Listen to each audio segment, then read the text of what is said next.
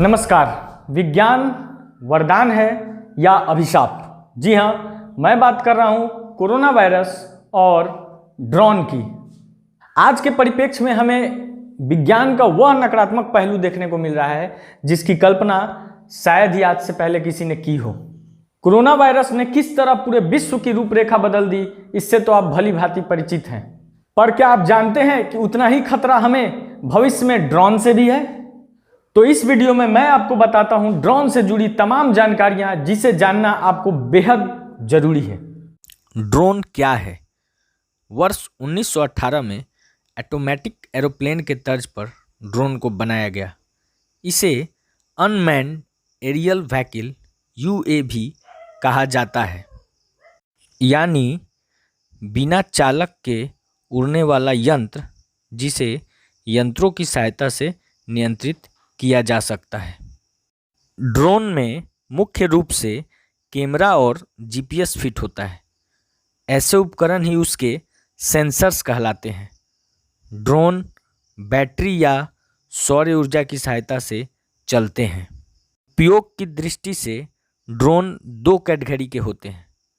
Normal drone जो daily life में प्रयोग होते हैं। एडवांस ड्रोन या मिलिट्री ड्रोन, इसका उपयोग देश की सुरक्षा के लिए किया जाता है। एडवांस ड्रोन बनाने में USA सबसे आगे है। डिजाइन और क्षमता की दृष्टि से ड्रोन के कई प्रकार होते हैं। सबसे फेमस है क्वाडकॉप्टर ड्रोन। इसमें 4 मोटर, 4 पंखे यानी 4 रोटर होते हैं। बाइकॉप्टर 2 पंखे यानी 2 रोटर। ट्राइकॉप्टर यानी 3 पंखे 3 rotor. Hexacopter 6 rotor. Octocopter 8 rotor. और एक है वर्टिकल टेक ऑफ ड्रोन जिसे VTOL भी कहते हैं।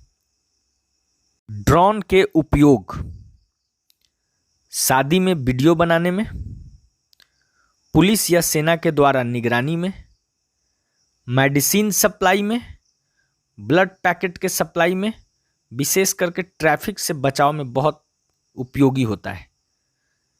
किसी स्थान की मनमोहक और शानदार वीडियो या तस्वीर के लिए, एक ही स्थान से अपने खेतों में कीटनाशक दवाओं का छिड़काव करने में, यानी कृषि में भी इसका प्रयोग होता है। देश की सुरक्षा में, दुर्गम स्थानों में या फास्ट तरीके से सामान की डिलीवरी में, फिल्मों की शूटिंग में, क्रिकेट में लाइव टेलीकास्ट में। दोस्तों, ड्रोन के बहुत सारे उपयोग हैं, लेकिन भारत में बिना परमिशन ड्रोन उड़ाना गैर कानूनी है। इसके लिए आपको इंडिया के ऑनलाइन पोर्टल डिजिटल स्काई के साइट में जाकर रजिस्टर करना होगा। www.digitalsky.dgca.gov.in। यह परमिशन केवल नैनो कैटेगरी के ड्रोन को उड़ाने के लिए मिलती है, वह भी सीमित क्षेत्र के लिए। नैनो कैटेगरी के ड्रोन का वजन 250 ग्राम से कम होता है और सामान्यतः यह 4 पंखों यानी 4 रोटर वाला होता है, जिसे रिमोट या लैपटॉप या स्मार्टफोन से संचालित किया जा सकता है। यह 100 से लेकर 200 मीटर तक की ऊंचाई की उड़ान भर सकता है। एक बार में 30 मिनट तक का वीडियो इसमें बनाया जा सकता है और ये 500 मीटर तक के एरिया को कवर कर सकता है। भारत में 18 वर्ष या इससे अधिक उम्र वाले लोगों को ही ये परमिशन दिया जाता है और इसमें भी एक बाध्यता है कि नो फ्लाई जोन में आप ड्रोन को नहीं उड़ा सकते हैं। मतलब एयरपोर्ट के पास, विधानसभा भवन, संसद भवन, सैन्य ठिकानों, ऐसे जगहों पर आप ड्रोन को बिल्कुल भी नहीं उड़ा सकते हैं।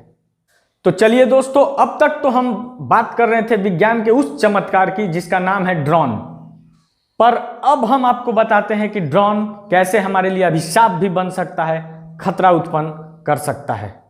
दरअसल 26 जून को रात 11:45 और 2:40 में जम्मू एयरफोर्स स्टेशन पर ड्रोन अटैक हुए। भारत के किसी भी सैन्य ठिकाने पर इस प्रकार का यह पहला अटैक था। सूत्रों के अनुसार निशाना MI-17 हेलीकॉप्टर था। अब तक आतंकवादी ड्रोन का इस्तेमाल ड्रग्स और हथियारों के सप्लाई के लिए करते थे, पर अब आतंकवादी इसे आतंक का नया हथियार बना चुके हैं। इस हमले में इंपैक्ट मैग्नीज्म के साथ आईईडी का इस्तेमाल हुआ। आईईडी जब सतह से टकराता है तो विस्फोट होता है। जांच रिपोर्टों की माने तो इसमें RDX का भी प्रयोग है और ये RDX पाकिस्तान से आने की संभावना व्यक्त की जा रही है।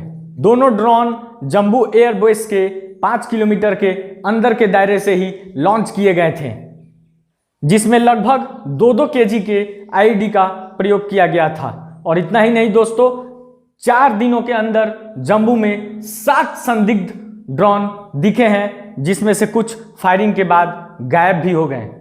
भारत सरकार जम्मू कश्मीर को पूर्ण राज्य का दर्जा देने के लिए दृढ़ संकल्प है और यही कारण है कि आतंकवादी जम्मू कश्मीर में अशांति फैलाना चाहते हैं और इसलिए अब वह ड्रोन को एक नए हथियार के रूप में प्रयोग कर रहे हैं। चलिए हम समझते हैं कि क्या क्या फायदे हैं ड्रोन को नए हथियार के रूप में प्रयोग करने से आतंकवादियों को। अन्य हथियारों की तुलना में यह बेहद सस्ता है और आसानी से उपलब्ध होता है, यानी इसे खरीदना बहुत ही आसान है। एक स्थान से दूसरे स्थान ले जाना भी बेहद आसान है, यानी आसान परिवहन है। इसे नियंत्रण दूर से किया जाता है, इसलिए नियंत्रित करने वाला बहुत ही सुरक्षित रहता है और ड्रोन का आवाज़ भी बहुत ही कम होता है। एक तरह से कह सकते हैं कि यह आवाज़ ही नहीं करता है। रात के समय में इसे देखना मुश्किल होता है। लो फ्लाइंग ड्रोन यानी छोटे ड्रोन रडार की पकड़ में भी नहीं आते हैं, क्योंकि ये रडार की ऊंचाई से नीचे आ जाते हैं। ड्रोन तेज़ गति से चल सकते हैं, किसी भी स्थान का एरियर व्यू आसानी से ले सकते हैं, यानी एक तरह से रैकी भी इससे की जा सकती है। टारगेट को निशाना बनाना भी इससे आसान होता है और ड्रोन खुद छोटा होने के कारण उसे टारगेट करना, उसे निशाना लगाना मुश्किल होता है। और अगर निशाना लगाता भी है कोई तो उसे दूर से ही लगाना होगा, क्योंकि अगर उसके साथ विस्फोटक हुआ तो खतरा हो सकता है।